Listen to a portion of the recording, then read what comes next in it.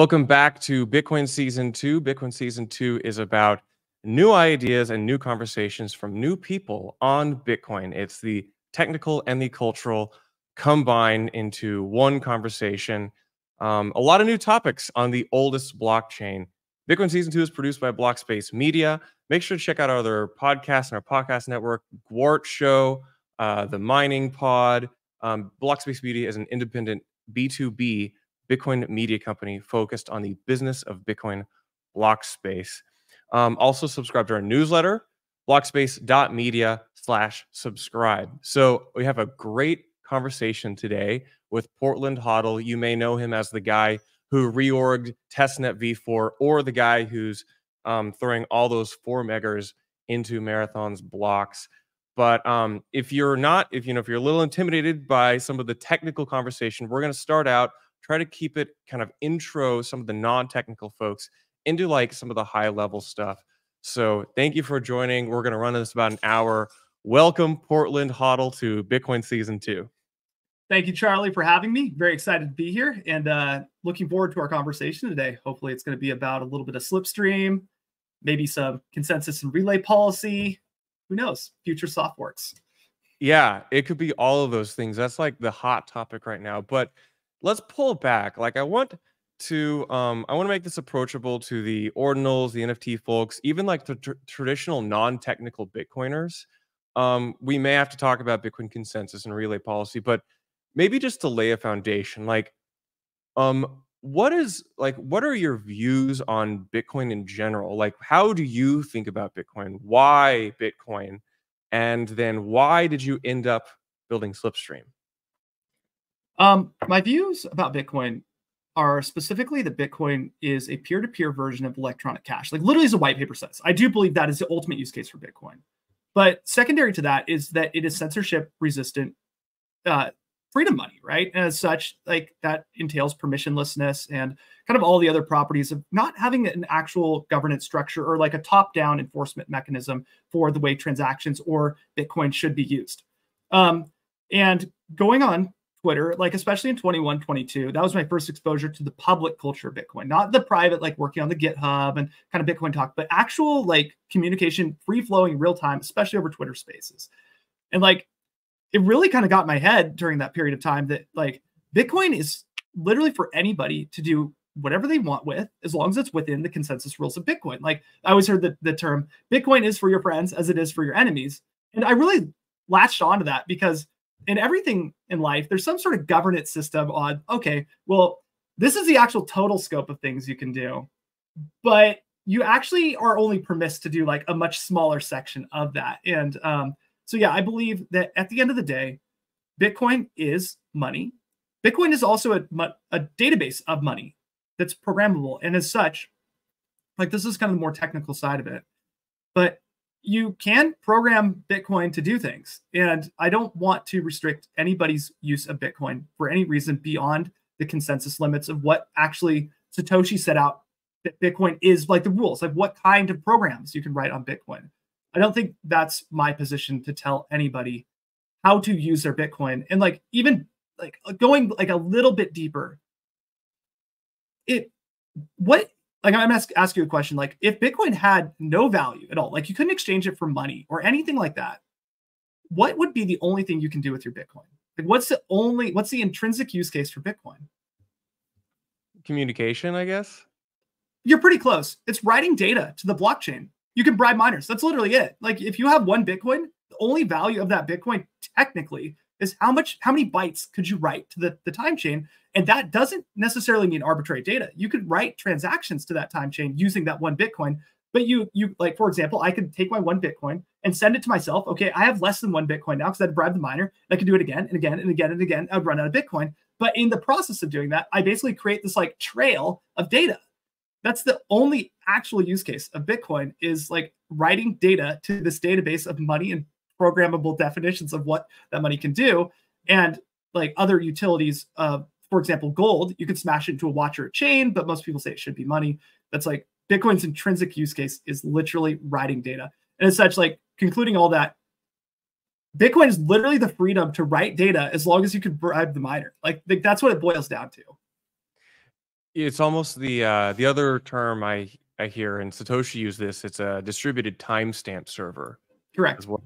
So it's an ordering events. So let's get into Slipstream. I mean, Sure. Yeah. let's just go right there. I mean, try to keep it simple. Like, what is Slipstream at a high level, and then why did you build Slipstream?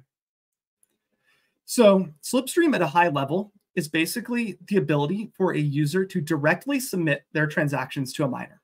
Regularly in Bitcoin, if you have a transaction and you broadcast it, you don't send it right to a miner. You actually kind of ping pong along the network and all these nodes, and eventually it gets to a miner. And the miner adds that to their mempool because it pays fees and they want to collect fees.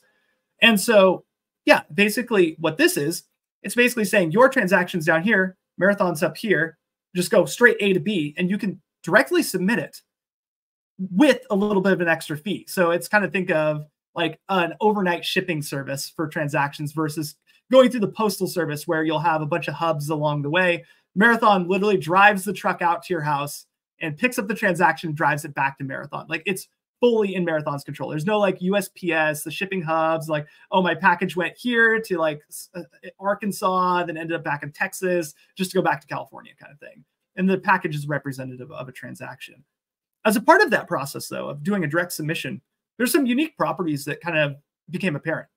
First of all, we're not bound to the rules of shipping or relay policy on the Bitcoin network. So nodes, I'm going to kind of use the analogy of packages here, have rules on them. So as I said, like normally you go all across the network to all these nodes and eventually hit a miner. Well, each node along that route has a set of rules defining what kind of packages or transactions that it can accept. Because these transactions can actually be pretty nasty and cause problems for these nodes to kind of not operate successfully or slow down too much to be able to take in more transactions. Like, people could be malicious with this on low-end hardware. So with that said, that's the equivalent of like, you may have a package, but you go down to USPS here in the United States and they say, hey, does your package have lithium batteries? Well, to you, you say yes. And they go, we're not going to take that transaction or that package because that's too dangerous for us to take as a part of our shipping routes. But other carriers will take that package and take those things and put them into or get them to their destination. Same thing with Slipstream, is because Marathon has the computational power necessary to operate a mempool that can kind of take all these various packages. As long as it's in a box or a transaction that is valid to Bitcoin, it's still a package. We will take it and mine it. There are some carve-outs for some actual real dangerous packages or transactions, because you can do pretty malicious things. But in general, like things such as writing arbitrary data to Bitcoin, that is not a denial of service vector that Marathon needs to be concerned about. And there is an opportunity to earn more Bitcoin because of that. So basically, Marathon created a direct route to ship transactions to them for an extra fee that also kind of lessens the restrictions of that relay policy. So we'll take more types of transactions than anybody else, which actually adds to kind of my thoughts and feelings about earlier, like freedom money.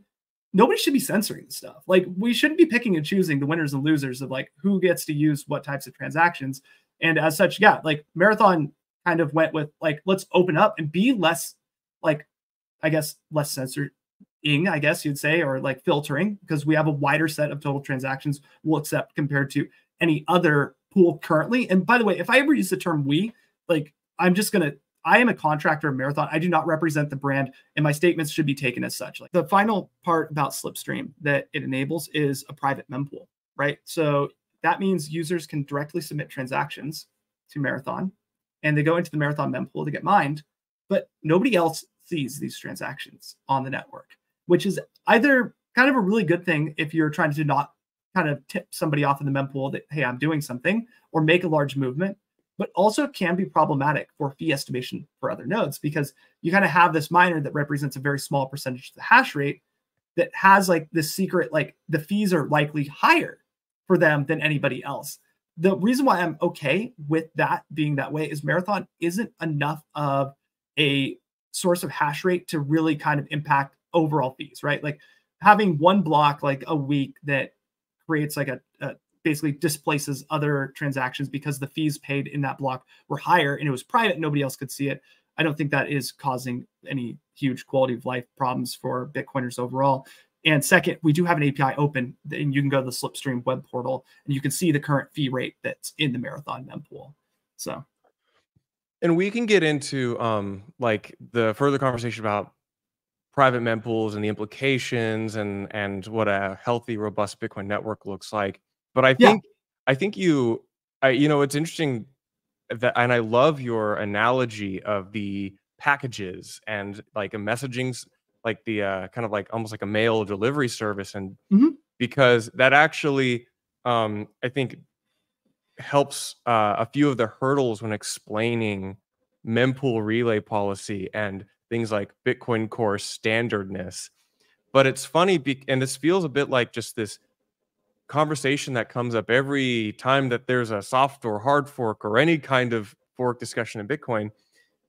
That, and it all almost always seems to center around mempool relay policy. Can you, you know, you just used a great analogy, but can you actually describe specifically what Bitcoin Core standardness is, what is yes. mempool relay policy, and then the difference between Bitcoin consensus and Bitcoin Core standardness? Explaining is standard. What is standard in Bitcoin? Basically, every node on Bitcoin has a function built into it, and it's called is standard. And think of it like a bouncer, okay? And it basically says, are you good enough to get in my mempool, or do you fit within the bounds of the mempool? And some transactions are cool enough, most are cool enough to fit in the mempool, but every once in a while, you get this weirdo who comes in, and the bouncer goes, you don't look very friendly. You're dressed weird, you know? And it says, no, you're not getting accepted into the mempool. And so that is what the is standard function. It literally says, is this transaction standard? And if you are not standard as a transaction, you get removed from the node, and you do not get to pass into the event, right? And what happens if you go into the event, basically that is quote unquote your node, putting it the transaction in the mempool, and also additionally relaying it to the next node as well, which will also do the exact same function again. They have their own bouncer. And as long as your transaction is part of this standard group, you should be able to go into each event all the way along, and eventually you'll get to a miner. But like I said, yeah, it's sometimes there are scripts or Bitcoin transactions. If you try to lock your thing up in a weird way, they don't quite like that, the nodes. And so is standard is a way to essentially filter transactions that go into the mempool, hence the name filter policy or relay policy, and typically associated with filtering. And the most common thing that I think people have demand for that gets filtered are going to be the 4 megabyte transactions. Right now on Bitcoin, the bouncer, quote unquote, for your mempool will say you can be 1/10 the size of the Bitcoin block, or 400,000 weight units. But there's a lot of demand for people to buy the entire block to run like a Bitcoin script and have that store so far data. But you could also do more interesting things like BitVM and actually execute code. But yeah, so that's a typical thing that a bouncer says, hey, or the is standard policy says, hey, we're not going to take that into our mempool. That's too big. That's heavy. That's problematic. It takes a lot of bandwidth. Just get rid of it. And so Marathon with Slipstream, we basically told the bouncer or the is standard function, we're cool with these things. Like, if you're 4 megabyte, you're welcome into our mempool. If you have 2 op returns, it's cool. Come into our mempool. But we will charge you a little extra because you're a little bit burdensome to us, right? Like, we want you, but we also know there's an arbitrage opportunity between like, hey, this is still a valid Bitcoin transaction according to Bitcoin, but most nodes on the network will make this very difficult for you to get to a miner. And so, yeah, that's kind of what is standard is. It's a function to check if a Bitcoin transaction is standard. And kind of I guess I'll mention real quick the names of these standard ones, but you might hear of like legacy Bitcoin transactions that start with like a 1 in the address. These are typically like standard pay to witness script hash and pay to witness public key hash. These are the SegWit versions of these things, or a Taproot transaction. These are all standard, and you will have, if you're doing these types of transactions and they're not too big, then they'll flow right across the network. You will never touch any of this stuff. But like, for example, one thing is with Taproot, you can actually create a non-standard Taproot transaction when, for example, you want to embed a JPEG into it. So this is where you take arbitrary data and then you do a special part in the tap script, op0, op if, And then it doesn't execute that code, but it literally just stores that information on Bitcoin. And that, if you go above the standardness limits, so 400,000 weight units, then your transaction, if you send it off, the first node that it gets to very likely will go, nope, and it won't even enter the mempool. It won't go anywhere. And you'll notice your transaction won't show up on mempool.space. It won't get mined. It's DOA. That is what standardness is. Consensus is all things that are valid on Bitcoin. So basically, any Bitcoin script that isn't forbidden to create, right?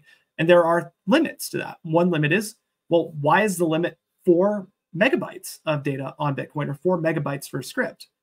Well, that limit is consensus, because you can't actually create a block that is bigger than 4 megabytes. So you can think of like the difference between consensus policy and relay policy. Consensus policy is like physics on planet Earth, right? Like we're bound to gravity. We're never going to change gravity. That's just a property of it, right? The fact is we have inertia, all these different properties, thermodynamics, like we interact within the system. Relay policy is the jurisdictional rule on how we need to interact within that system. So even though physics says you can open up a locked door with enough force, we do have rules to say, no, you don't or shouldn't do that, right? And that's kind of like relay policy is like the jurisdictional law. Consensus is physics. It's literally just the rule of Bitcoin. There is no greater set of rules in Bitcoin than consensus rules. And with that said, relay policy is always going to be smaller than basically consensus. So relay policy is like this big of a box. Consensus is the rest of the frame. So I love this example you use of the bouncer. I've been personally struggling to kind of try to use a good analogy, and this is the best analogy I've heard. I'll try to, also add my own twist to it in that, sure, consensus for the bar for a bar is that you are a human, and the bouncer says, well, we don't want certain people who are drunk. They can be disorderly, but the weirdos, or even maybe the all ages folks, they could come in, but you got to be a little more careful.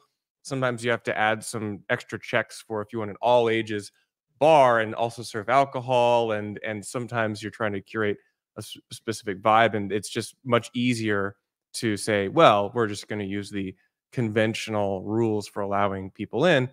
Yeah, absolutely. Yeah, because there's good reason to have a bouncer at the bar, because not all people should be at a at one of these places, and this gets into kind of how you now getting a little bit of the technical stuff, like how you actually build Slipstream, because you can't just like say all transactions which are valid. Yeah, there are dangerous transactions out there. Yeah, and so this gets into like how hard is it technically to build something like Slipstream, and like how do you navigate the reality that you're producing blocks which are about $250,000 each, so each one is like a pretty big you don't want to mess that up, Yeah, so that you nailed it. Exactly. Talk me through like the technical challenges you have when building and designing Slipstream. So the first technical challenge to building Slipstream is you're going to be modifying Bitcoin Core, and you're going to be relaxing that relay policy. But you need to make sure that you relax the relay policy in a way that is safe. And part of that was kind of getting a deep understanding of the different kind of transactions that are absolutely like, do not take these, because under no circumstance, like I know I'm open to like freedom of all transactions for Bitcoin, consensus valid, like we'll take it all. There are actually a class of transactions that I do believe would negatively impact Bitcoin to the point where you shouldn't mine them for any amount of money. Like this is a nation state attack on Bitcoin if these types of transactions happen. And these would be, first of all, putting in safeguards against, like once you turn off that standardness rule, putting in safeguards against specifically a quadratic hash attack. So that's a transaction with a bunch of legacy inputs that are sig hash single, that you essentially can create a block that takes 12 to 14 seconds to validate. Not too bad, right? Because your node gets it, takes 12 seconds. One, not going to kill you. You're already downloading an IBD for like, what, 5 hours minimum, 2 weeks maximum. But if you get a lot of these in a row, that's problematic. And then there's a second class opcode separator that I'm not going to go into detail how it can be used. but you can get blocks to become hour-long blocks to validate. And that actually is pretty advantageous for a miner if you do release one of these, and really bad for node runners because of the fact that you could broadcast this block. And if other miners don't have their stuff set up right, they would take in this block and they would be spending a lot of time validating it while they're still working on the old block. And then your pool gets ahead because you've already validated. You know that that block is correct, and you just continue to mine. So you get a few hours, like an hour to yourself, while everybody else spins their wheels. That if you get one of these successfully into the network, all the nodes have to validate that. And that could be like an hour each during the IBD that you just increase that time per block. So those two types were the first, like, let's make sure that can't happen on Slipstream. So those were guarded against in Bitcoin Core, the implementation. And by the way, if you want further details as somebody who's interested in like Standardness policy and Slipstream, the creation, look up the Great Consensus Cleanup by Matt Corello. If you want a BIP that actually probably needs to happen now, that would be the one. Basically, Matt Corello released a BIP. I don't know the exact number off the top of my head. I really should, but it's called the Great Consensus Cleanup. You can Google it, and there's a new person's kind of championing that BIP, Antoine. But this outlines some of the consensus or the physics of Bitcoin, or the ultimate rules that Bitcoiners must follow when interacting with Bitcoin network. The attacks that can be done to create very problematic blocks for Bitcoin. I think the three that I actually needed to care about for Slipstream were the time warp attack, the quadratic hash problem, and the opcode separator. Both these are pretty well documented overall. The quadratic hash problem and opcode separator were pretty easily solvable. The time warp attack, I don't think I could have implemented a solution to that would essentially not risk Marathon mining an invalid block or orphaning or forking themselves off the network with some block that they didn't say was valid, and they start mining on top of some old tip, right? So yeah, but the time warp attack is like more systemic across the network still. So yes, it is literally the manipulation of timestamps, and we can go into that as part of the testnet attack Jameson Lopp did. But yeah, moving forward, the ultimate thing about Slipstream was, first of all, mitigating bad blocks that would actually attack Bitcoin from a DOS perspective.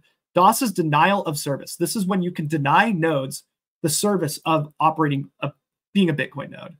And so with that said, I don't believe that data on Bitcoin is a DOS attack. We have a block size limit for a reason. That's the limit. That's the DOS protection mechanism, is the fact that you can download this much data per, on average, 10 minutes. But the real DOS attacks that I think are definitely problematic are outlined in the Great Consensus Cleanup. There may be others we don't know about. But with that said, those attack CPU cycles.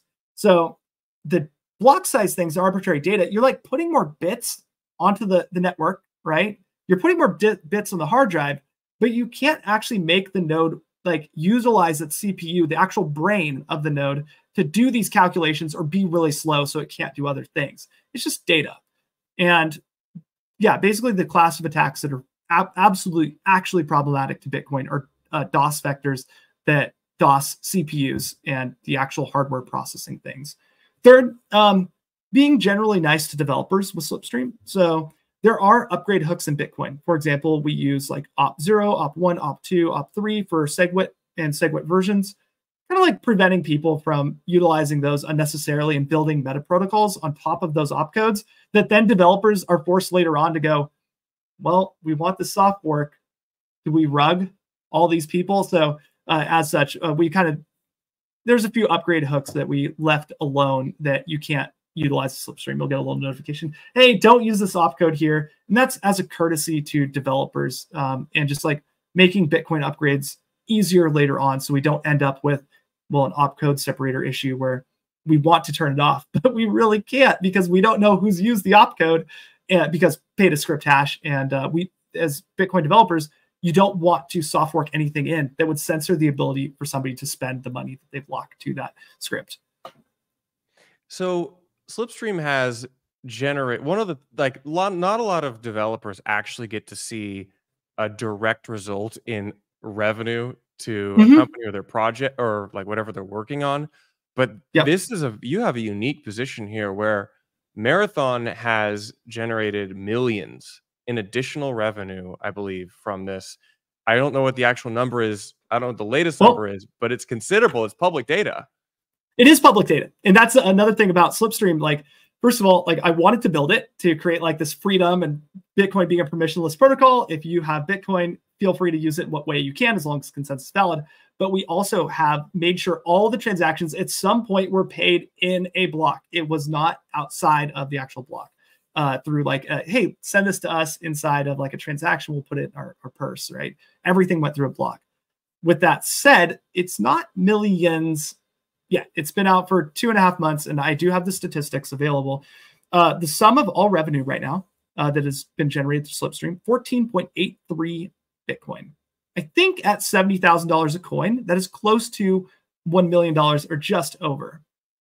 So yeah, if the Bitcoin price goes up another 5% today, you're looking at, you know, a direct result of 7 figures, which that's pretty wild. Like, not a lot of developers can say, I worked for X number of months, I use these resources. Yeah. This is like the direct like net additional revenue to the company.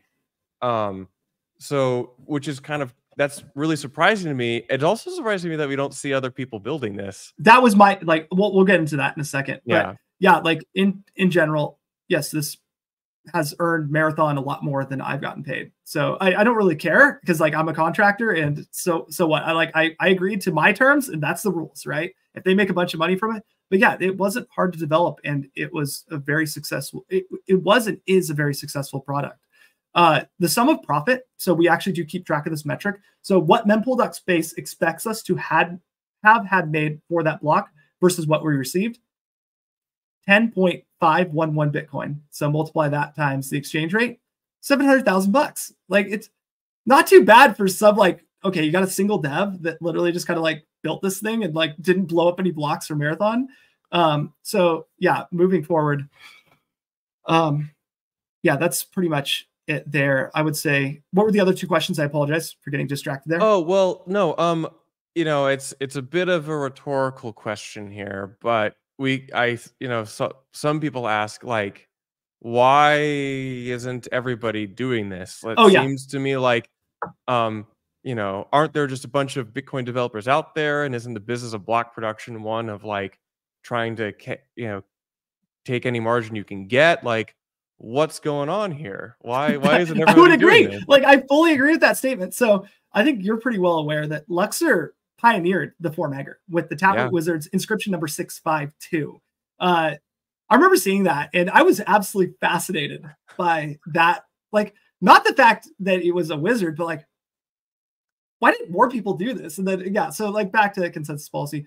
And then from there, I realized, like, oh, wow, Luxor is going to capture this market of basically these non-standard transactions. And then nothing happened. Like, I think they've done a couple of them, but there wasn't a lot of activity there. And moving forward, yeah, so going into Marathon in November and realizing, like, okay, there's hash rate here. Maybe I kind of want to create the product that I believe in as a Bitcoiner that Bitcoin should be. But second, like, nobody else took that. Like, if Two-Pool didn't take it, Luxor didn't take it. I had no idea why nobody took this. And so with that said, yeah, it just went to work. And like, literally, I thought that this was a project everybody's going to copy immediately, especially going into the halving. Like, everybody's got to be talking about these fees. Like, how are we going to earn enough revenue to pay for all this electricity? And so just like January, February, just full on race to the finish line to create Slipstream, get it locked and loaded. And yeah, I'm still fascinated that other miners didn't do that. And I think part of that potentially might be the outsourcing of templates to block producers, which I would say currently Antpool would be the most notorious because of Zurex B10C's, I think it's like fork monitor tool. And basically what he does is he looks at kind of like the templates these Stratum pools are giving out to their workers and looking for patterns in them. And he noticed in the patterns that Antpool makes a template, and then a couple other pools have the exact same template. And when you build blocks, your node always is going to be a little bit different than everybody else's node and the transactions that are in there. So your template that you're building on, the jobs you submit to the workers, should all be different for each pool. No two pools should have the exact same Merkle root, right, to everything. And it turns out that, yeah, like you had, I think, Binance, SBI Crypto, and a couple of Brains on especially the halving 0xB10C, like live, played it, and he identified these things by colors. So if there's a pattern of colors, if the colors matched in the rows, that means they're using the same one. And you saw just like a list of like 8 different pools that all had the exact same colors as Antpool. So what that means is Antpool, along with making the blocks for their pool, are also selling block templates or providing. I'm not going to say selling. I don't know exactly what's happening on the back end, but they're providing that template for these other pools. And I think there are 2 reasons to do that. First of all, potentially literally just technical incompetence, right? So they don't know how to produce templates. It's easier just to ask some node somewhere else, hey, can you just give this to me? And second, maybe it's to mitigate the risk of missing out on fees, because if you produce your own templates, like for example, Mara does, you are responsible for when you make less fees or something goes wrong with a block. If you blow up a block because you decide to run your own template generator, your own Bitcoin Core node, and you have people that are subscribed to your pool, how do you think, like, if F2 Pool blew up a block? I guess F2 Pool's blown up a couple, and it doesn't actually matter. Yeah, they had that SIG-off one last year, but okay. Yeah, it's two SIG-offs. But yeah, like if these things go, and I think those are relatively unnoticed, but like Mara blew up a block back, and this was before my time. I just got to say, like, I wasn't there when this happened. But yeah, they blew up a block, and it went all over Twitter that Mara had literally like imploded this block because they decided to reorg transactions and reorder. And if any other pool did that and that got that much traction, they would have to make some sort of statement to their hashers going, this is why we screwed up. This is how we used your hash rate to mine on something that's garbage and isn't even Bitcoin. Why not just outsource it to Antpool from just an ops perspective of just make it easy? And then if it goes wrong with Antpool, it goes wrong basically with what percentage of the network is affected by this, like 30, 40% at this point. You get a little bit of leeway. So those are my 2 thoughts in regard to why other pools are using Antpool to produce templates. Yeah, so we keep going. And my final note is, if you're subscribed to a pool like Antpool to produce your templates, that means that you cannot inject your own transactions into that. So you can't run a Slipstream while also being subscribed to some other node's template generation services. That's just not possible. Okay. Yeah, and so you bring up this this observation that this may be happening. Very statistically unlikely that these are not the same block template construction.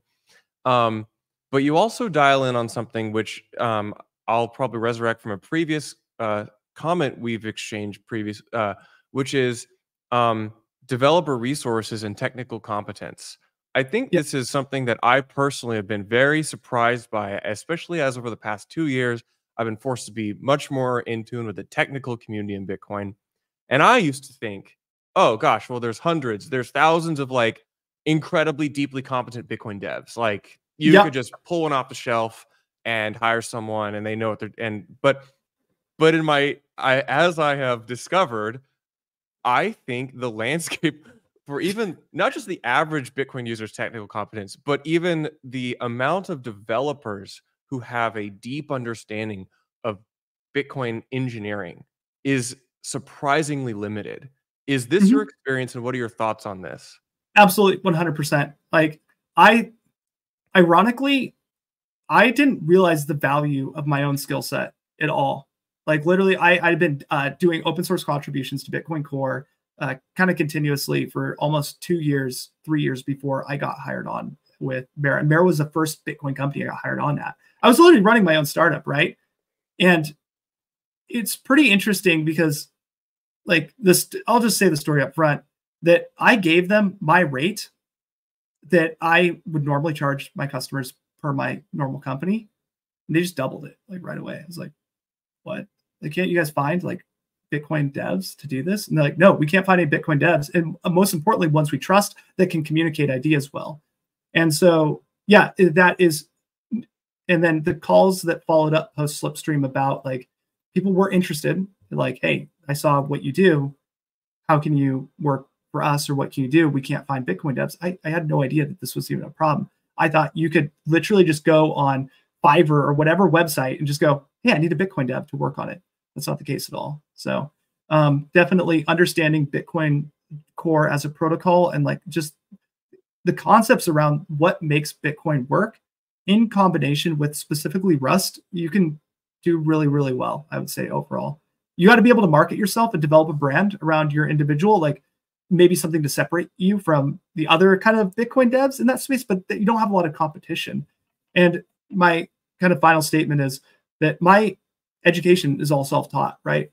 There's no other industry that I could go into being self-taught without a formal degree and like all these accolades and stuff and get even remotely the ability to kind of have this much fun and do this much cool stuff with like exahashes, right? Like you're building templates for 25 exahashes, like megawatts of power. Like it's it's incredible because I have worked in these corporate cultures, right? And if you don't have a degree, that kind of like anchors you down a lot, or you don't have the skill set, or you got to work your way up like this like ladder of like accolades and certs and stuff. And maybe Bitcoin will become that one day. Maybe someday you'll have to have your Bitcoin certs. Like you'll have to be certified to understand Bitcoin Core, Bitcoin protocol. But right now, like being self-driven and understanding Bitcoin, you can do really well. And yeah, you're 100% correct that the demand for Bitcoin or Bitcoin engineers is there. And I would say that, yeah, just you can't just be at the level of like, I'm using JavaScript to interface with Bitcoin Core. You actually probably could get decently far with that. But just like really understanding the nuances of like how Bitcoin Core works, and you'll do really well. So I personally think it's about time Bitcoin engineers start getting dangled large checks in front of them, because I would love to see. No, I think two sides to that, but continue. Well, I just wish it were not such a binary choice to do Bitcoin and not make money. I wish there was way more ranges of like, actual profit incentive to go work on Bitcoin. But yeah, you wanted to reflect on that. Yeah, I have some reflections, and that is personal biases, right? So especially after working for Marathon, like you have to make sure that yes, you're profit driven in terms of yourself, because you need to eat and survive, right? Like just live at least comfortably, definitely nothing too fancy, or be humble basically. But at the same time, like once you take money from an institution, I don't think there's any human way to get rid of the biases towards that institution. I've even watched my own like kind of mindset. I used to be a lot into the Bitcoin Core RPC and the function calls around that.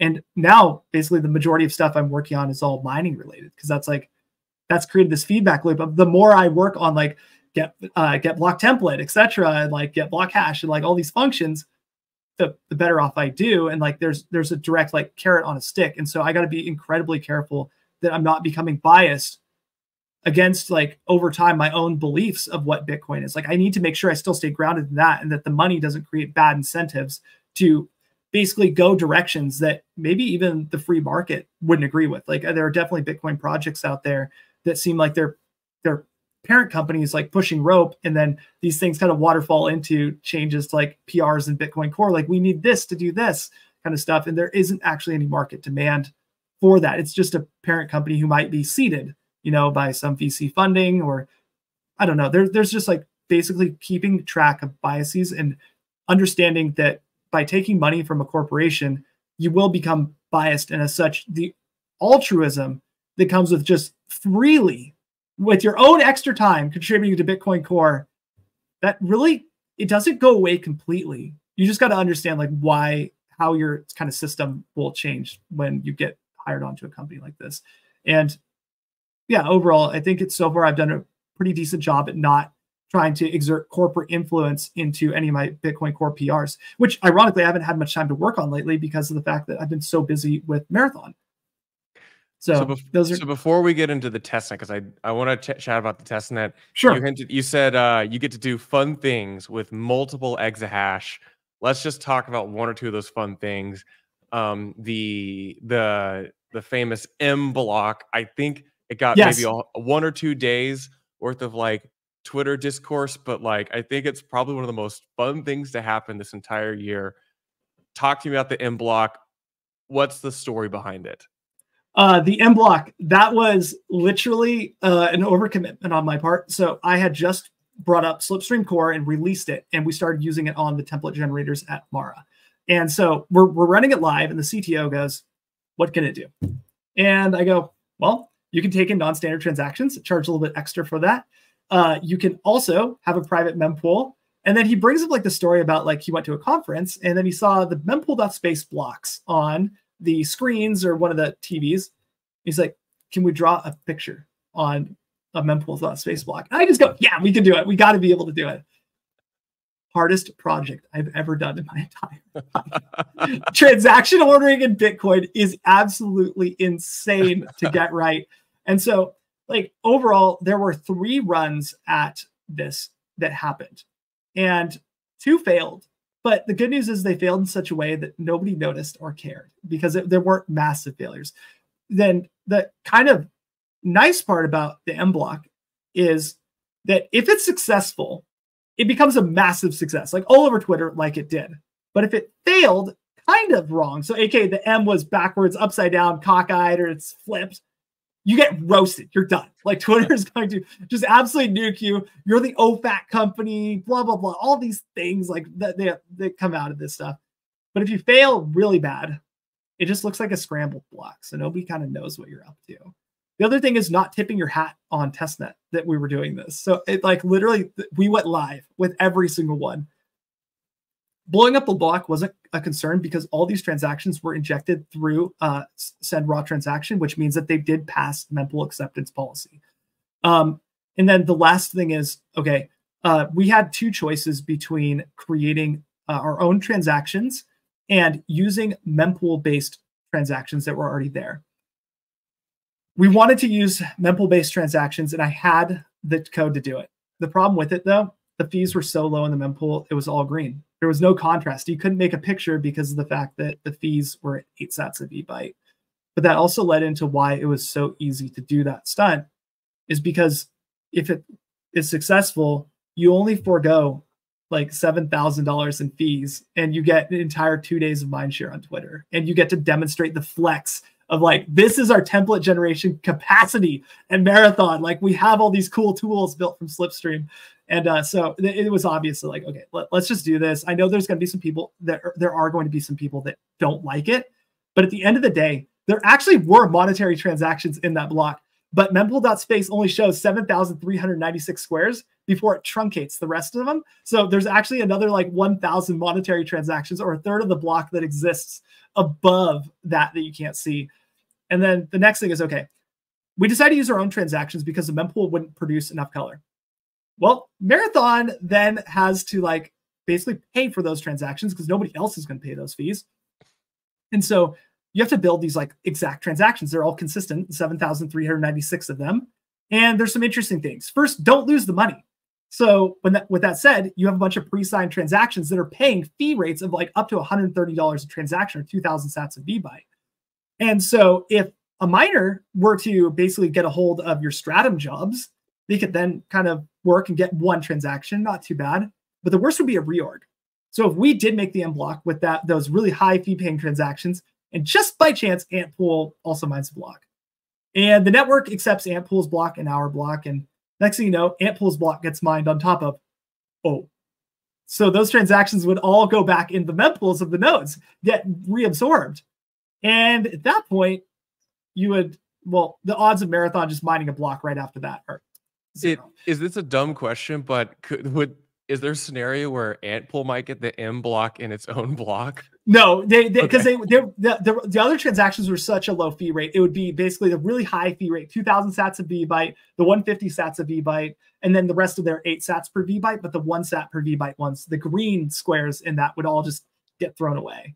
And so, yeah, like they would basically walk away with like, I think a total value of like $130,000 worth of transactions. And of course, some teams on Twitter would get like, yeah, they took Marathon's money. Look at those guys. They screwed up. But at the end of the day, I actually used the filters to my advantage. I created, if you look at each one of those transactions in the M block, they're non-standard. They have double op returns. So that means if the block did get orphaned, those transactions, when they tried to get injected into the mempools of the other miners, would get rejected from that. And as such, I had the unilateral exit ready. So if we did have an orphan, I would just basically broadcast 1 standard transaction that consolidates all these, giving Mara their money back. So Yeah, I feel like this is, for if anybody's managed to stick with us this far, I apologize. No, like I don't know how you explain this without getting super deep and technical. Like you have a lot riding on a lot of very specific like nuances. ordering of scenarios, and you're doing it with multiple exahashes behind you. Correct. This is like a golden era for experimentation in Bitcoin. Well, what are your thoughts on that? it is a gold. It was the golden era, probably still is, but there are some other things that also allowed this to happen. First of all, the fees being so low, right? Like if the fees were actually like, let's say, a Bitcoin in that block, Mara would probably go, no, we don't want to give up the fees to do this marketing stunt, but because it was so low, whatever, right? Second, the fees were so small compared to the subsidy. You're getting 6.25 Bitcoin for that block. So even if the M logo didn't work out, you still got a ton of Bitcoin.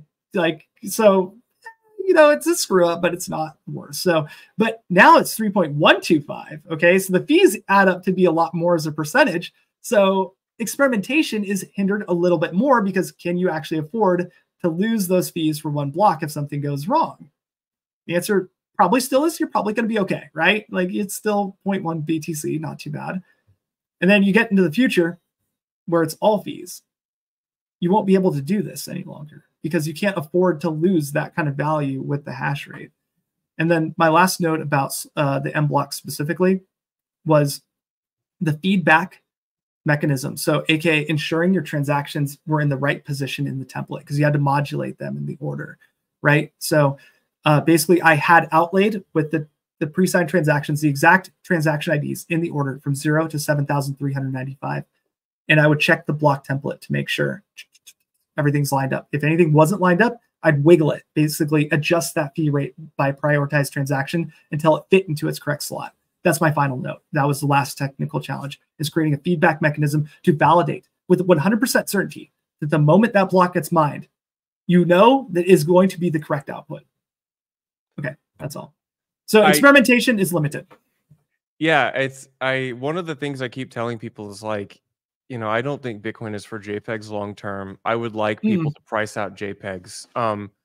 In the meantime, while we're not pricing out these transactions, we can still experiment, which it's a double-edged sword. One, Bitcoin is perhaps on a slower path to realizing its fee revenue towards miners, but on the other hand, like it's kind of a blessing that we have this time to actually experiment, because I feel like there's been Bitcoin experimentation, but not at this like level. And I'm kind of surprised that, as far as I'm aware, nobody's like done this kind of stuff, even in Bitcoin's 15-year-long history. So I would say there have been some awesome experiments in the past. People are creating all sorts of interesting blocks. And there's actually an entire file system built onto Bitcoin in 2013. The guy basically in the outputs of pay to multisig wrote a Python program. So if you decode these addresses, there's actually a Python program in how to use the Bitcoin blocks as a file system back then. It's ordinals without the ability to transfer them. It was just data storage on Bitcoin.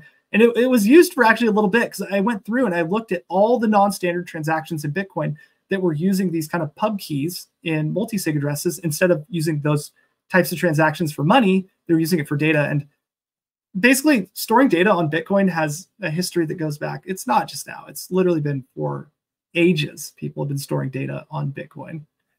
This is fascinating. I had no idea. I thought I'd done like my own deep dive into the various ways people have used Bitcoin's, I would say, data layer, but like that is fascinating. Yeah, I was super excited to see it. So 1 second. Yeah, super excited to see that, because what happened was I wrote a PR basically to filter out stamps on Bitcoin and make them completely unspendable. So if somebody put a completely invalid public key in there, it marks it as unspendable. And so I went through and like, how many of these transactions exist on Bitcoin that are totally unspendable? You never can spend them ever. They're literally mathematically impossible. And then I get to like block out like 230,000 or something. It starts like, I saw my script just start lighting up with a bunch of these transactions. Like, what's going on here? Who was doing data on Bitcoin back then? And then I convert these pub keys into ASCII. That's a Python file, and it's literally called file store on Bitcoin. Somebody like literally embedded the program into Bitcoin, and then you see there are files that use this file store protocol to be read from the Bitcoin time chain. And yeah, it's been happening for years. And yeah, it's just the white paper itself is embedded in Bitcoin, not using that particular protocol, but it uses multi-sig addresses. I want to see you do a whole thread on this to like break down the obscurity, and you might call it Bitcoin archaeology, that you've discovered in your yeah. travels along the chain. So I don't want to get too far. I want to talk about Testnet, because this is one of the other, I think, underappreciated like side stories. Because I mean, first of all, like most Bitcoiners don't even think about Testnet. They don't even realize that there are various nets to test. But you reorged an entire blockchain. You reorged an entire proof of work blockchain that we call Testnetv4. And maybe talk about that first, but then pull back and then talk about like what preceded this in the discussion on Bitcoin's Testnet v3. So let's jump to you reorging Testnet v4. Yeah, so reorging Testnet v4, I got excited. So I saw on mempool.space at the top of Testnet 3, because I'm always working on Testnet. I saw at the top, all new Testnet 4 came out. I was like, what? There's a Testnet 4? And then I go in there and it's like an entire block explorer for Testnet 4. This is interesting. And then I DM Mononaut and I was like, dude, why isn't this Testnet 4? And he links me the PR on Bitcoin Core. And I was like, okay, cool. I'm going to run it. And then after going through and I look at the difficulty, I was like, whoa, that's a low difficulty. That's not very secure. And it's like, I've always wanted to do this. I've always wanted to know, can you go back to the beginning of a chain and redo all the proof of work? So basically, I mine a few thousand blocks in like a minute or two with an ASIC, an S19J Pro on Testnet 4. And then I stop because like, okay, I definitely have enough hash power to do this. And so the first thing I do is I go into the Bitcoin Core node and I invalidate block number 1. So I just do invalidate block and the hash of block number 1. So that's not the Genesis block. The Genesis block is 0, but the first block I said was invalid. That means that all the subsequent following blocks on that chain then become invalid to my node. So my node right now looks like it's at a height of 0, the Genesis block. Well, it's time for me to start creating a few blocks. And so I fire up CK Solo. It's a free pool implementation you can download. I would highly recommend it for anybody with like a bit axe that wants to actually do a real solo miner in a self-sovereign manner to use. But yeah, I point an S19 at this thing. And like within like that, I had like 500 blocks. The 1,000 blocks. And I hit my first difficulty adjustment. And the nice part is it was building blocks so fast that the limit to the speed at which it could mine was the bandwidth, how fast it could interact with the network, not how fast it could hash. And so that implicitly kind of lowered my hash rate relative to what it would see. And essentially, the max difficulty adjustment upwards is up to 4x, or add 300% to the current.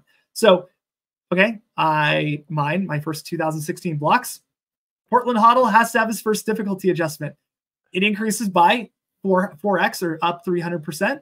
And then it doesn't even slow it down. It's still moving, just churning out blocks. So I churn out another 2016 blocks in like another 10 minutes, no problem. So I'm at 4,016. I got to get to 7,000 like something. I'm posting in this like this group chat I'm in. And I'm like, I'm coming for your coins, like Rindell, Mononaut, and all these guys. And like I post like every time I'm like mining towards that chain tip.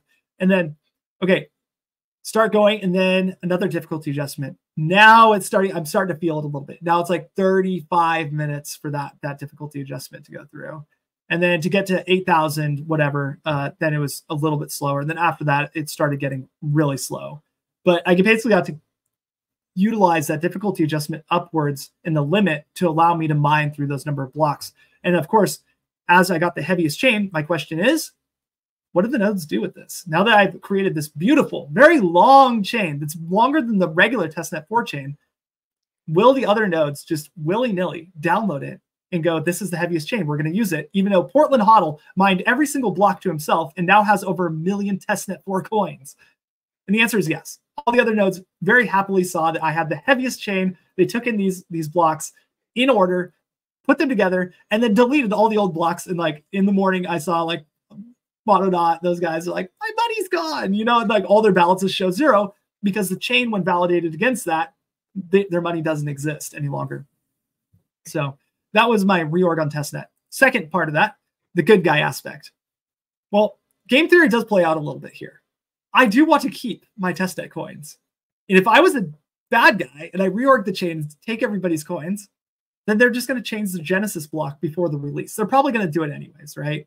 But nonetheless, my chances are lower if I just give them back their money, right? And then everybody plays nice and fair, and I mine off of their tip, and I end up mining more coins that way. So what I did was I actually went through invalidated block number 2 on my own chain, re-accepted or reconsidered block for the one I invalidated previously. One node on the network still had the old chain. I picked that chain up, and then I started mining on top of that chain until I became the heaviest chain again, and thus replacing my previously attacked chain. Everybody got their money back. I ended up with 800,000, 900,000 testnet coins. Everybody's happy, but it was so exciting to literally just point an ASIC at a chain that had only been CPU mined. And what that like largely shows, first of all, why having the highest hash rate possible is the most important thing for any chain. Like you have to have a secure chain, because if you don't, you could just reorg, you could just rewrite all this data, all the monetary history, if you don't secure it via that hash rate, enough hash rate to ensure that the honest actors represent the chain, not the dishonest actor like PortlandHODL was on Testnet4 only. And by the way, like I fully intended on making things right. So yeah, like just people should always think about that, especially with chains like BSV or BCH. Like what happens if Bitcoin miners decide to just point their hash at that chain? Like how long would it take to just reorg or just write empty blocks on top of the last checkpoint to where you are now? The answer is not long. 2 exahash is not enough security for a chain at all. So that's my Testnet4 exploration. And then, yeah, so I ended up the honest actor. I think I'm back to like 800,000, 900,000 Testnet4 coins. Which I think is hilarious. I actually didn't realize you reorged yourself again. Mm-hmm. So yeah, that's really fascinating. And it's, yeah, I you know, to your point about hash rate as a measure of security, there's been a lot of discussion on this, but kind of like even a lot of the software conversations, it's all been theoretical. It's all been papers and not a lot of actual implementation of what does it actually look like to reorg a chain? Have we actually tested whether the nodes do accept heaviest chain? We know they've got the rules in there, but like, have we seen it? What is the testnet for, if not to test and demonstrate these types of things? Which leads me to another, the other question, that of Testnetv4. There was some discussion of this on the Bitcoin mailing list. Jameson Lopp notably started doing what's called a block storm, I think. Is that the right term? Yeah, correct. You basically can game the timestamps to be well, so I want to try to explain, you know, maybe kind of lower the education level here and like explain what exactly was going on with Testnetv4 and why we started to see Lopp and other people like Nick from Luxor Hashbender also jump in. Why was there interesting block production, block storm production on Testnetv4? It was because of the difficulty of the attack. It's fairly low on testnet to attack testnet. And by attack, typically that is creating a bunch of blocks very quickly that have nothing in them. And so I guess a little bit of history is that recently some projects were asking Jameson Lopp for Testnet3 coins, and he gave them Testnet3 coins. And he found out they're kind of actually running shitcoin projects with these Testnet3 coins and claiming that these coins had real world proof of work backed value. And that's not a lie. They are actually backed by proof of work. But the problem is the proof of work, back to my previous statement about security, it's basically like 3 S19s or $6,000 in machines that that whole network's backed by. There is no security to Testnet3. So moving forward, there also was another website that popped up, buytestnetcoins.com or something like that. And they were actively selling testnet coins for Bitcoin, giving testnet coins value. And that typically has always been the tripping point for, hey, we gotta take care of testnet. Let's nuke it and like let's get the new one going after these coins accrue some real world value. You can't have that happen, and you got to enforce this to make sure that people don't ever try to give testnet value. You have to reset, blow away testnet. So what that means is that when you reset testnet, you start from zero, first block, and then you start mining all the way to the new chain tip. And testnet is for development purposes anyway, so who cares if it gets blown away? Next, Jameson Lopp exploited a rule in testnet called the 20-minute rule, and that is that if no block has been found in 20 minutes, the next block is allowed to be any hash. So that doesn't mean there needs to be a number of zeros or any difficulty to it. You can just submit a block and it will get accepted. The reason why Jameson Lopp was so easily able to submit these empty blocks was he would create the empty block at like basically right after a block was created, and then he would hold on to that empty block. And if 20 minutes had passed and nothing was there, he would submit that empty block with the bogus timestamp. And boom, next thing you know, he was able to get that difficulty adjustment to drop, creating a block storm. AKA, instead of having a nice consistent pace of one block on average every 10 minutes, he created several thousand blocks an hour. I think like 20,000 blocks a day or something. And that's really hard on nodes because of the fact that these blocks are propagating through the network. They're validating, and some sides of the network are slower than others, and things are getting reorged on top of each other. And it created such a mess that even Mara does some internal testing on testnet, and he broke a few things. So yeah, at that point, it was actually really nice he did that, because we then realized some flaws in the implementations of software we have, or Mara has. And but yeah, essentially what he did was he created a lot of blocks really quick. And two, he created some timestamps in orders that, like the actual time that is recorded on the block, it's not required to actually be accurate. It has to follow a few rules.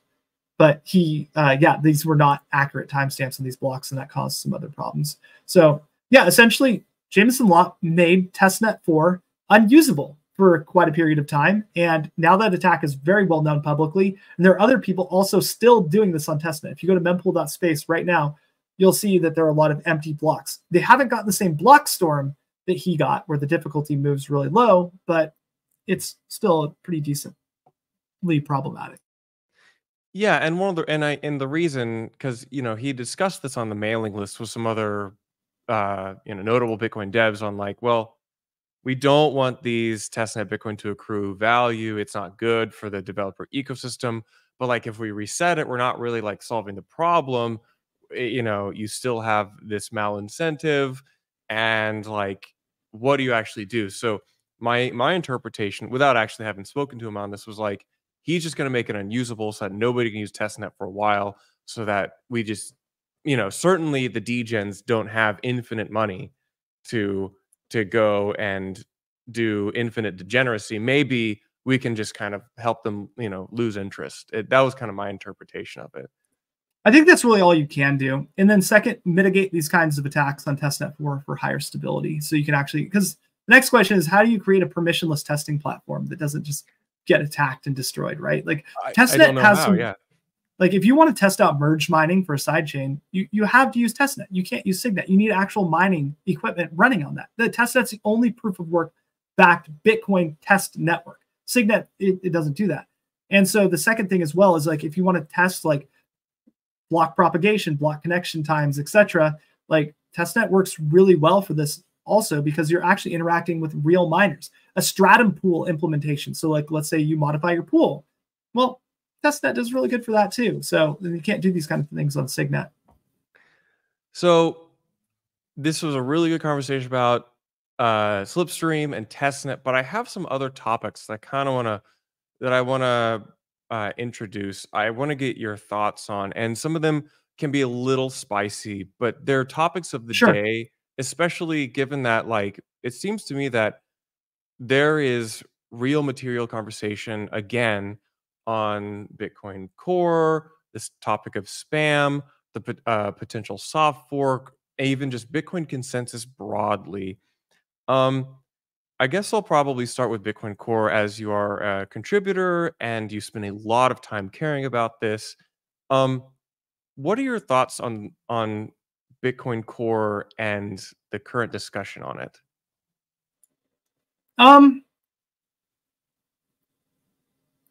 I think Bitcoin Core is the best we have as humanity for a reference implementation of Bitcoin. There is no better implementation. Slipstream Core, by me, it's not better than Bitcoin Core. Libra Relay, not better than Bitcoin Core. Knots, also not better than Bitcoin Core. Bitcoin Core is the reference implementation all these other forks derive from. The maintainers are typically the problem that people bring up. You got these 5 guys that are really trying, I believe, to be politically neutral and understanding the different sides of Bitcoin and the incentives that play into it. Like you have the devs who want to build tools on Bitcoin for scaling or fees or whatnot. And then you have the miners who want to extract the highest number of fees from the users. Like a miner, if they could, they would take all your Bitcoin, right? Instantly for every transaction, but they can't because there's open market competition. And then you have the plebs who are typically either economic actors via peer-to-peer electronic cash or the hodlers. And these guys are diametrically opposed with miners because guess what they would do? They would tell the miners, I want all my transactions for free. So with that said, I think the maintainers right now are tasked with a really interesting scenario of you have market demand for Bitcoin usage that doesn't fit within the standard model, right? Like, I don't think a lot of people thought that storing JPEGs on Bitcoin or using Bitcoin as an immutable data storage, highly available data layer was in anybody's kind of cards for this is how Bitcoin would be used, even during like 2016, 2017. And so now that there's demand for that, how do you basically not create MEV and a bunch of other problems with Bitcoin? I think they've taken the impartial stance of, we really don't want to move in terms of relay policy, tightening things, but at the same time, we're not going to move in terms of tightening things, but we're also not interested in loosening things. Instead, we're seeing different problems being solved, such as cluster mempool, which was acceptance times for some transactions were really poor. And then just kind of other pieces, like I think silent payments has been worked on quite a bit lately.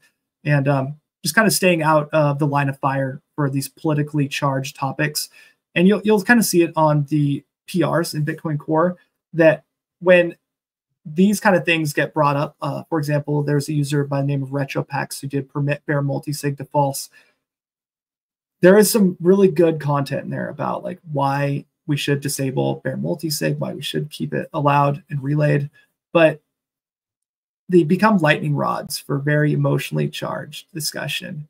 And it kind of makes it hard to really dev on Bitcoin when you can't get high signal through because you have to wade through just 190 comments about people just kind of like, I believe Bitcoin should be used for this. This is my belief for Bitcoin.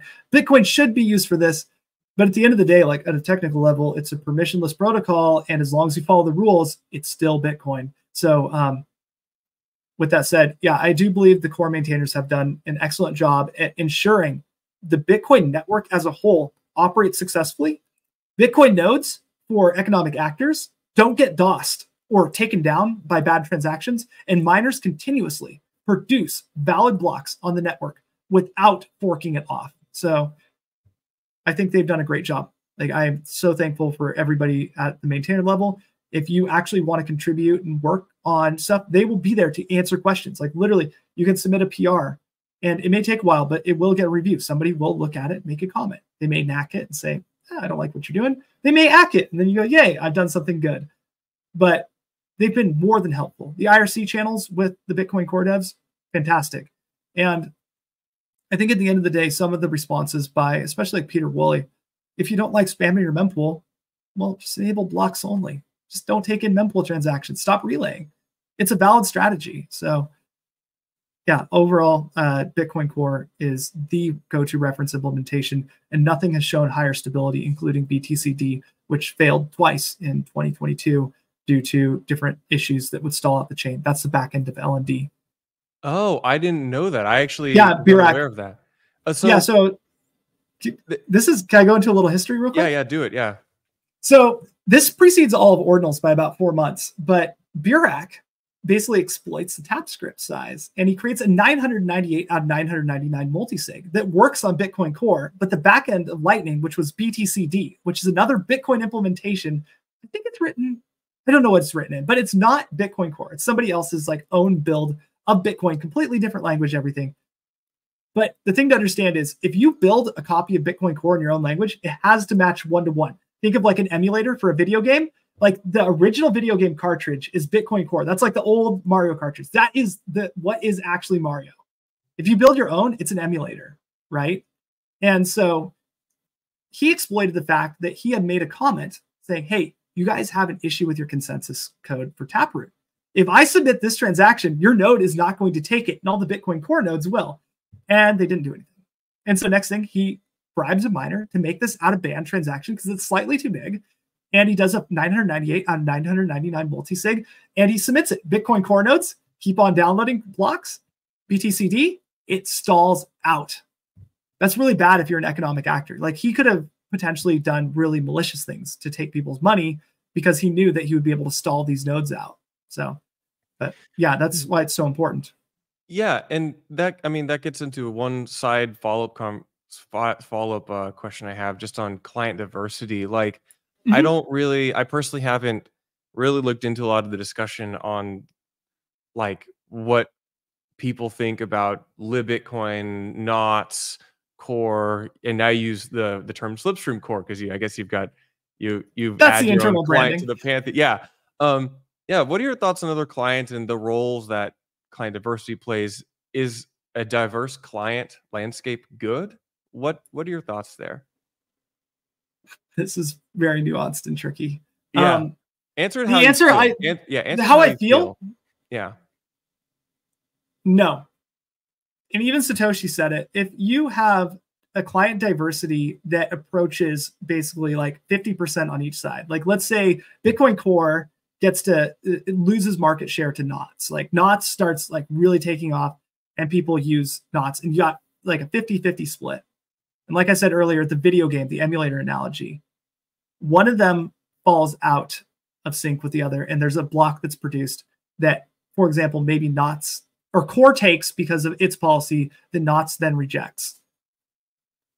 Well, if half the economic majority is on one side, half's on the other, the hash rate is now split. You're mining on top of two chains. Whose chain do you orphan off? Like which client has to move to the other to unify this thing again? Or do you accidentally, inadvertently, permanently split the chains from each other? That's the danger in client diversity, is that they don't all technically match.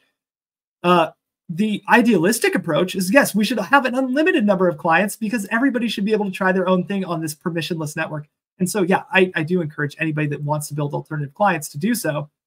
But understand, like, the level of responsibility you have for ensuring compatibility with the existing infrastructure on the network increases as the market share of your client increases. So basically, at Slipstream core level, which is one node that mines blocks. Okay, let's say I screw up and we orphan ourselves off the network. Whose problem is that? It's just yours. It's just my problem, right? Somebody's going to be mad that they didn't get a block in time, but it's my problem. Now, let's say Slipstream core starts taking off like a lot and I have 30% market share and it stalls out. Well, that's probably more problematic because a lot of exchanges have built up this infrastructure and they could be working on the wrong state. If you got to go back and merge with the other chain because you're the minority, you have to go backwards. That leads to the chances of double spends and all sorts of problems like that. So there is some level of responsibility that needs to be taken if your implementation gets to the point where it's producing real world economic value and or as a percentage of the weight, which is impossible to objectively measure, of social consensus, not to fork off, whether it be intentionally or unintentionally, from Bitcoin, which right now is Bitcoin Core. Yeah, that's such a nuanced. I mean, I'm currently myself kind of working through how to ask and think about this topic. It's weird. You listen to 10,000 hours of Bitcoin podcasts, and not once will you encounter a discussion on client diversity. So yeah, but it seems like it's more important than ever now because now everybody's. I don't know. It's now kind of a topic of conversation. It's a topic of conversation, but the topic itself is mostly being lent to forks of Bitcoin Core. So what that means is Bitcoin Core is like the starting point, and then everything fractures off of that. So they're all using Bitcoin Core's code base. Same thing with Slipstream, same thing with Knots, same thing with Libre. They're all Bitcoin Core. So the chances of things actually at a consensus level forking and diverging pretty low. It's these alternative implementations with very small market shares right now, BTCD specifically. If that started gaining momentum, yeah, you could potentially, something goes wrong like that Burak incident where he deliberately said, hey, fix this. Otherwise, I'm going to show you how your implementation will fail and fork your users off of the network. And he did that. And if that happened and BTCD had a market share of 35, 40%, that'd be a bad deal. So let's move from this idea of, hard forks to the topic of the soft fork. Yeah, let's go. This is a popular conversation. You now have the ordinals, degens, and the Bitcoin technical community and the Bitcoin non-technical community all talking about this, all with very strong opinions. Lay the groundwork for what a soft fork even is, just for anybody who stayed with the podcast. And then what does a healthy discussion on a soft fork look like in your mind? Chaos. It needs that's actually the most healthy part, is that it's still it's like complete anarchy, right? You have all sorts of economic actors, and the most unhealthy thing would be a unilateral top down, hey, you're implementing this like Ethereum Foundation style, this is the roadmap, that kind of stuff. You want these things to move very slowly, be very, very, very charged, right? Because what it does is it really keeps Bitcoin from being controlled by any one actor. And so, yeah, soft fork discussions essentially are people just talking about the soft fork. That doesn't mean anything at all. Literally, I can talk about a soft fork that doesn't even exist. It doesn't do anything for Bitcoin. Where the weight shifts, what actually is impactful in these discussions? Miners. When a miner says, actually, I should go back to the definition of a soft fork. Yeah. You want me to do that? Sure. Or do you want me to? Okay, we're gonna jump back real quick. I apologize. Okay, roll the clock back. No, it's good. I'm used to discussions at a certain sometimes I'm trying very hard. I apologize, Charlie, for that. You're doing great, Portland. Okay.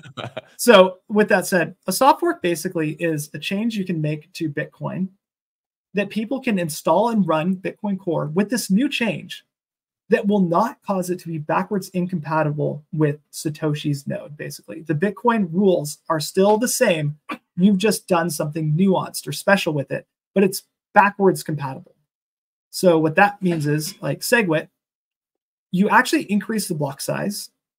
You didn't force it, but there's a lot of nuance. It wasn't mandatory unless you're a miner, but still, with that said, you added something new to Bitcoin, but Satoshi's node still, if he brings it up and he were to get it on his laptop, he would still be able to get to the chain tip, and it would show the same number of coins in circulations, and the same UTXO set would be represented on his node. So that's really what it is. It's a change to Bitcoin that all nodes can accept and utilize. It doesn't mean that comes without caveats. If Satoshi opened up his node and he saw all these SegWit transactions, he would go, what the heck, guys? Why are you Bitcoiners not securing your Bitcoin anymore? I see an op0 and then a bunch of characters after it. This isn't secure. I can spend these Bitcoins. But what happens is the social consensus of the code then becomes that, well, if anybody tries to spend these, we have an additional condition on these spending of these. Anybody can spend Bitcoins. You have to validate it with this witness script, the little extra condition. His node doesn't know about that. So his view of Bitcoin is slightly distorted in terms of how to spend, but it still accurately keeps track of the number of coins. So that basically is a soft fork in a nutshell. A change that can be adopted, that is backwards compatible, that doesn't break other nodes from syncing with the main chain.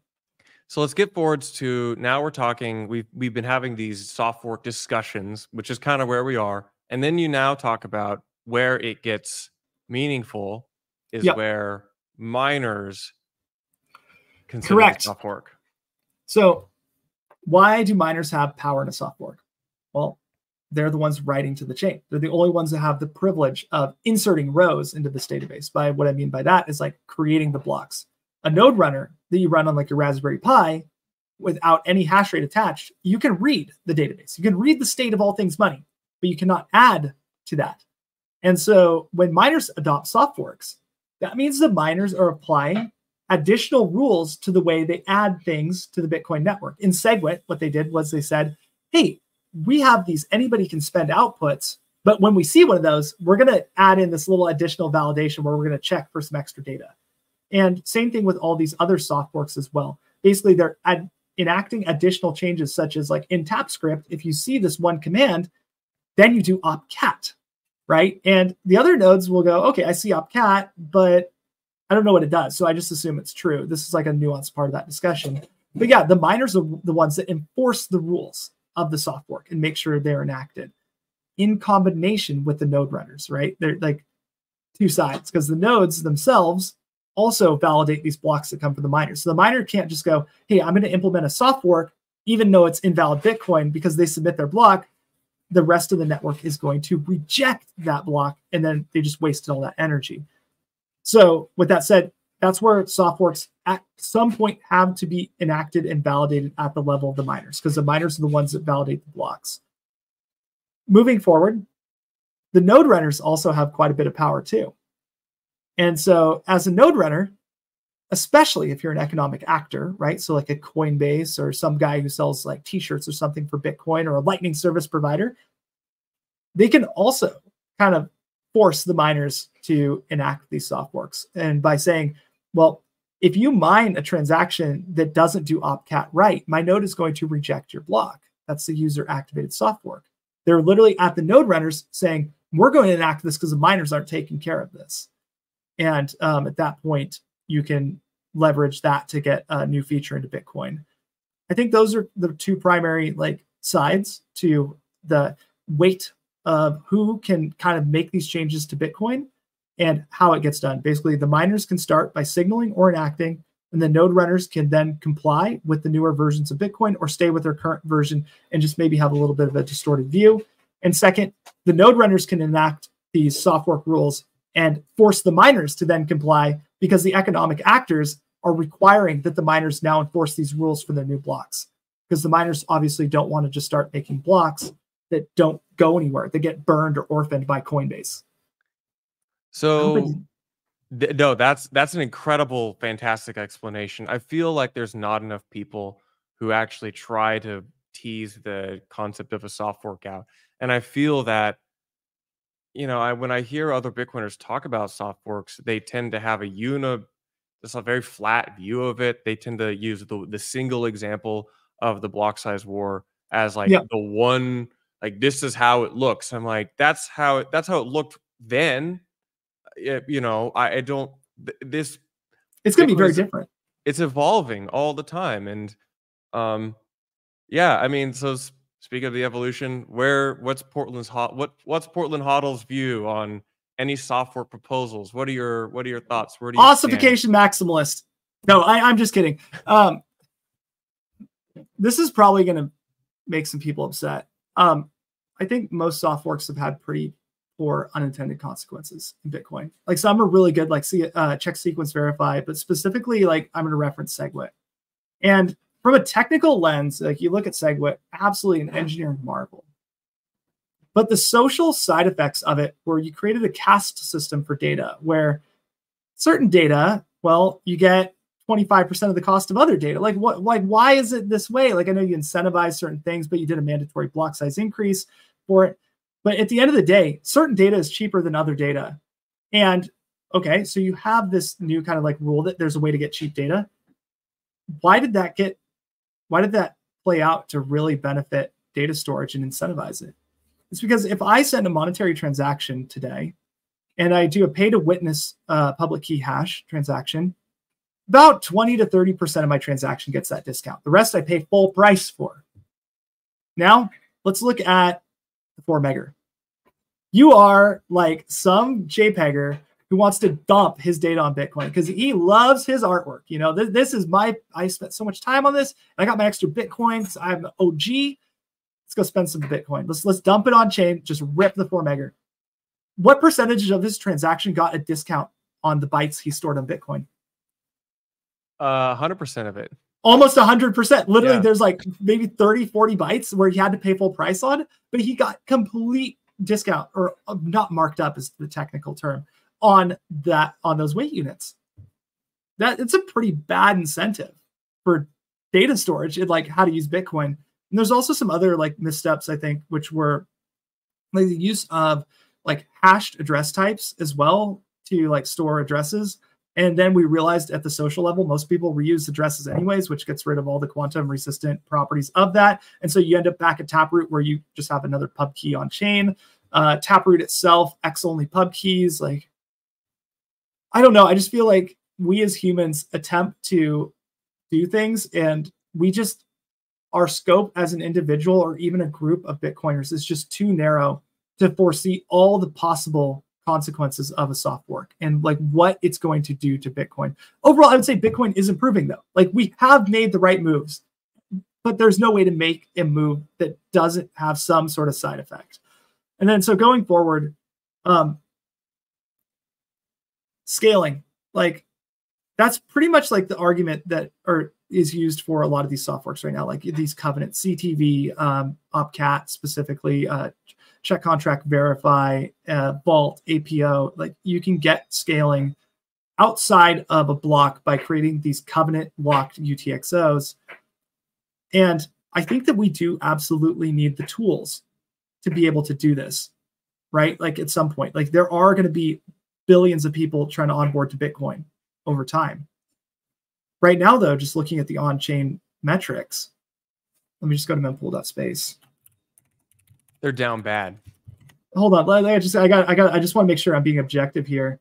We're at 11 sats of VByte. The last block paid out $6,772, and let's see the most. Let's see here. One sec. Final one, data, and it looks like roughly 35% of the current block that's going to be mined is going to be data. We need people using Bitcoin as money. Like we need people to pay fees. We don't have a scaling problem in Bitcoin right now. We have a problem with people using Bitcoin. Even if you scale Bitcoin through covenants, I don't quite see how that is going to generate more fees, more people transacting on chain in the short term, unless there's some advantage to the settlement properties of these covenants that allow you to kind of do more. And yes, maybe ARC comes in and saves the day. Like one of these things does it. Maybe a sidechain, an L2, the data availability will start utilizing Bitcoin for kind of the money aspect. But right now, like I deep down think we don't have a scaling problem. We don't have 8 billion people knocking at Bitcoin store right now.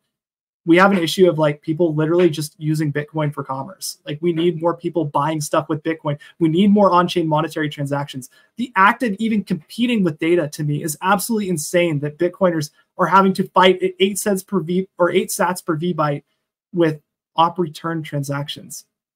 I did not foresee that going into Bitcoin in 2013, because in 2013, like I was doing it a little bit before, like the killer app for Bitcoin was the use of Bitcoin. Like everybody was, I could go online. There were marketplaces. I bought stereo amplifiers, computer parts. Newegg was taking it.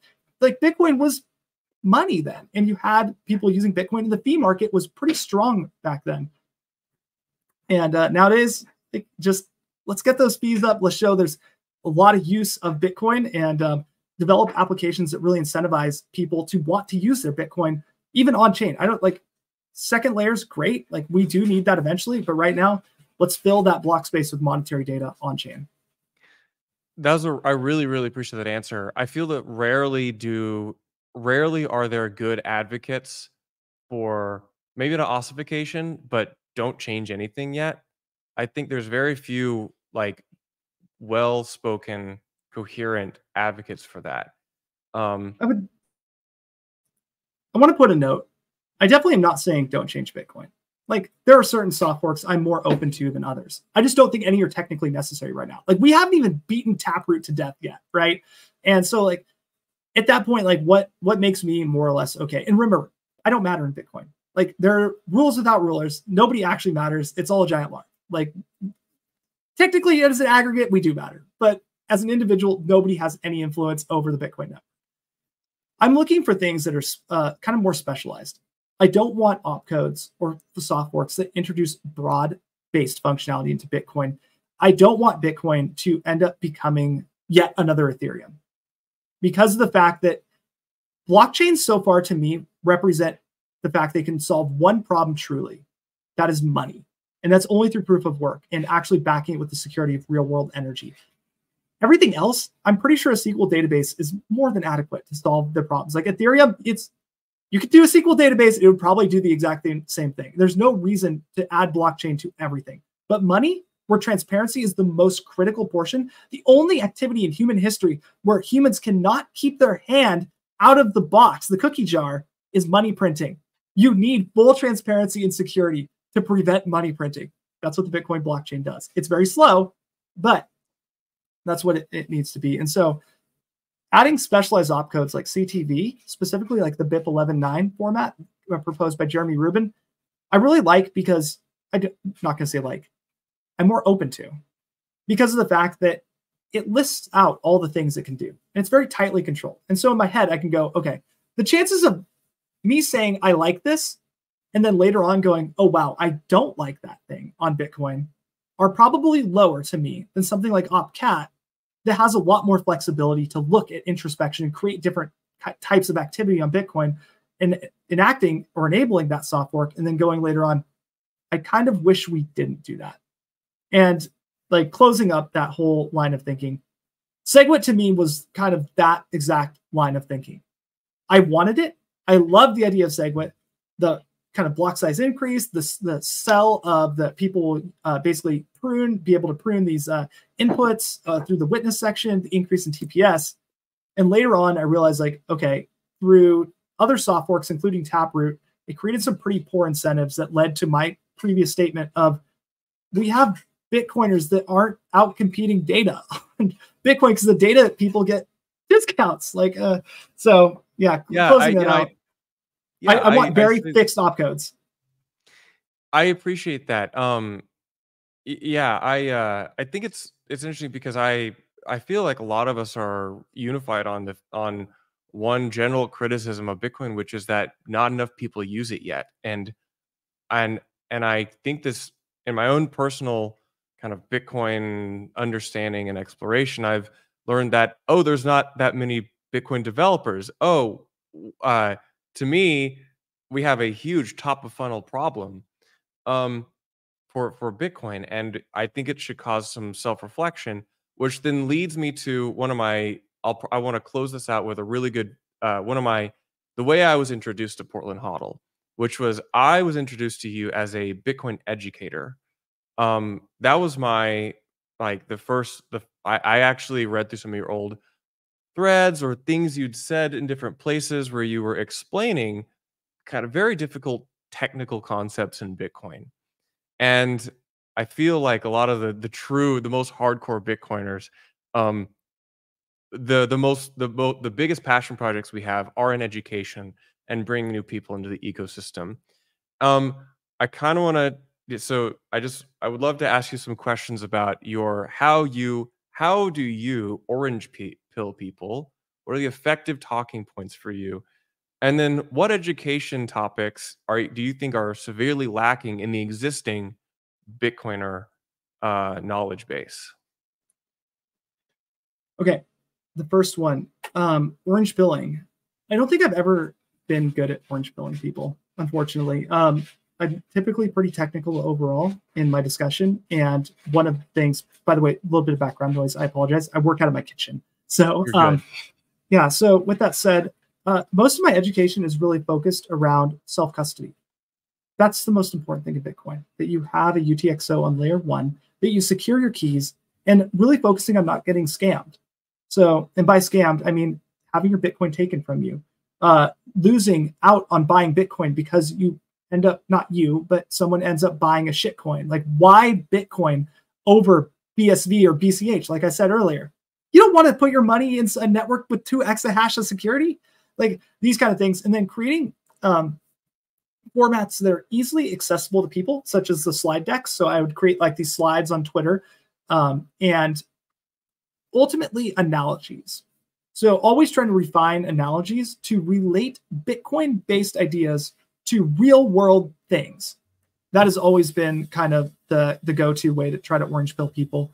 But at the end of the day, no, I don't think I've been the world's best orange pill. I think I've given a lot of people who are getting into Bitcoin that have been orange pilled by like the Jeff Booths, etc., that are really actually good at this stuff. giving them tools to further refine their interest or satisfy that inquisition or inquisitiveness to dig into the box of what is Bitcoin at that point. What kind of hardware wallet should I buy? Like these kind of things. And that's kind of what I think I've been hopefully really good at, and especially through Twitter Spaces, where you can directly talk to people in real time. So if somebody doesn't understand what I'm saying, they'll literally come on stage. Portland, you make no sense. Tell me in simpler terms. Then we back up, and then we basically go back to the basics of. This is where you get all your good analogies. Correct, because if you say something that doesn't make sense on Twitter Spaces, guess what? Somebody's gonna come up. What did you say? And then you got to, okay, let's rethink this analogy. So, and then, yeah, so the follow-up question is, what do you think the existing Bitcoiner landscape needs to learn? What is not being communicated, or here's the term. What do Bitcoiners typically not grok about the very network that they love and promote? Oh boy. Should I go with the dark Portland answer or the light Portland answer? Start with dark, end with light. Do both. Okay. The dark Portland answer: to make Bitcoin successful long-term, it is, I go back. It is technically already inevitable, but the ultimate scaling solution, or to create the scaling problem we're developing solutions for, Bitcoiners need to provide value. Like they need to provide goods, services, things to do with Bitcoin, incentivize, take Bitcoin, do a marketplace, ask for being paid in Bitcoin for your work if you can stomach the volatility, like do things with this internet money, right? Like that's how value is. Money is worthless if you can't spend it anywhere. Like store of value to me, sorry to say, I think it represents a giant trap, because if we have the store of value that nobody uses and the network's unsecured, none of it mattered in the end anyways. It would just be rewritten by ASICs. You have to have on-chain activity. And as such, yeah, just see like as a Bitcoiner, how you can provide value to Bitcoin. Like really, like, can you program something? Can you ask for Bitcoin? Don't just buy Bitcoin and then literally just forget about it. Expect to sit on your butt in GU. It probably will do that anyways. But if you really want to put rocket fuel on that thing to make it go like that, find great use cases for Bitcoin. Like use it as money. Find reasons for people to exchange with it. Yeah, that's kind of the ultimate future for Bitcoin. I think like we really need the use cases on chain to truly fulfill my original idea that monetary transactions will outprice every other type of transaction in Bitcoin. That's the dark Portland answer. So give me light Portland. Let's end on a good note here. Okay. Light Portland is that Bitcoin is inevitable. It's going to happen anyways. Like it's literally the strongest money. It's backed by the most hash rate out of any chain in existence. Nothing has just the amount of energy going into it. Bitcoin is successfully operating day after day after day without failure.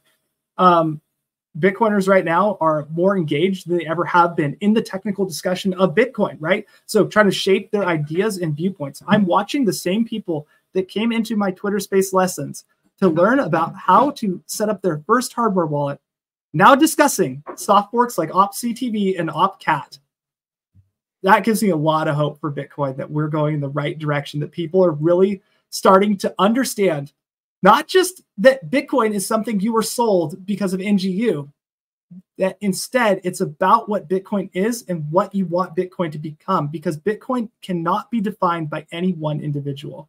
So that's what gives me hope, is that people are understanding more than ever what Bitcoin is, and that we're shaping the future of Bitcoin to be what Bitcoiners overall, the social consensus of Bitcoin, needs to be. Like, I don't know what that's going to be. Maybe it's an OpCat future. Maybe it's an OpCTV future. Maybe it's the existing hodlers go, we don't want to change anything. So that's what I'm really excited for, to see where all of this goes and what kind of things get built on top of Bitcoin. And ultimately, I'm looking forward to the day when this is me personally, of course, I see we actually really need a scaling solution now. Not like we have one ready, but like, we need this like right now.